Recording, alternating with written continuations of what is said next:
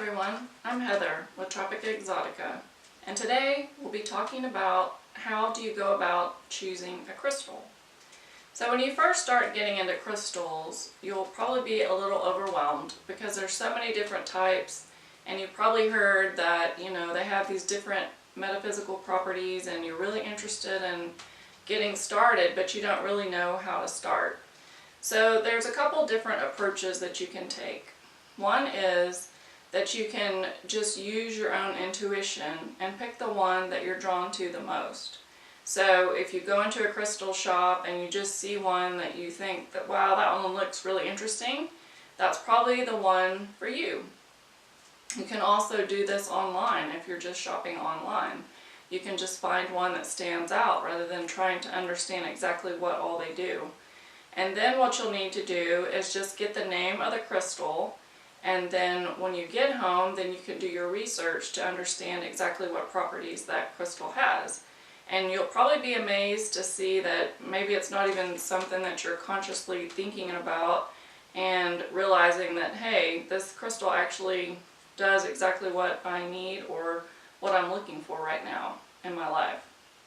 So another approach that you can take is to actually think about something that you're working on. It can be an emotional situation that you have, an emotion that you're experiencing, or it could be a certain situation that you're in your life. But really you can look at all areas of your life and think about what it is that you want to work on. And then what you can do is you can go Google it, looking for a crystal for, whatever the situation is.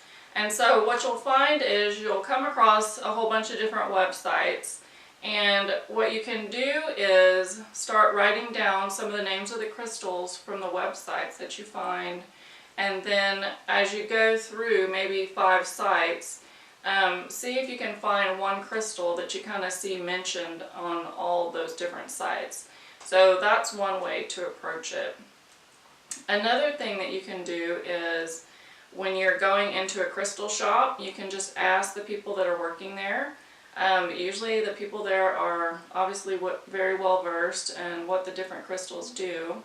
And then also what you can do is you can go over to the tumble section.